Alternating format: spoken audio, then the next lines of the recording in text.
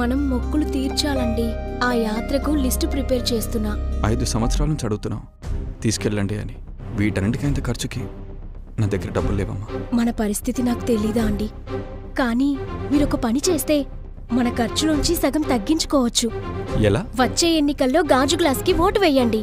వేస్తే June 4న Janasena, TDP, BJP కూటమి ప్రభుత్వం రాగానే మహిళలకు రాష్ట్రంలో ఎక్కడికి వెళ్లినా బస్సు ప్రయాణం ఉచితం. మేము తిరుపతి వెళ్దాం అనుకుంటున్నాం, అన్నవరం వెళ్దాం అనుకుంటున్నాం. మరి మాకైతే ఇప్పటికి వచ్చి ఉచిత బస్సు సౌకర్యం కల్పించలేదు.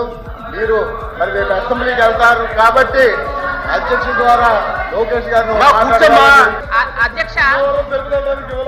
అధ్యక్ష అంటే మహిళల గురించి చెప్పారు కాబట్టి చెప్తున్నాను. మహిళలందరూ గౌరవ ఎమ్మెల్సీ గారి దగ్గరికి వెళ్ళి మాకు అన్నవరం వెళ్ళాలి, తిరుపతి వెళ్ళాలి, బస్సు లేదు అన్నారండి. యాక్చువల్ గా అన్నవరం తిరుపతి బస్సులు ఇస్తామని చెప్పలేదు అధ్యక్ష.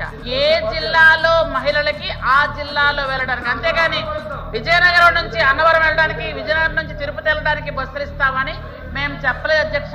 బస్ ప్రయాణం మహిళలకి ఉంటుంది ఖచ్చితంగా, కానీ మీరు ఇక్కడ నుంచి వేరే జిల్లాలు వెళ్ళడానికి కాదు అధ్యక్ష. అది క్లారిటీ మీకు ఇస్తున్నాను అంతే. Thank you. జిల్లాలో ఉచితంగా మహిళలకి అని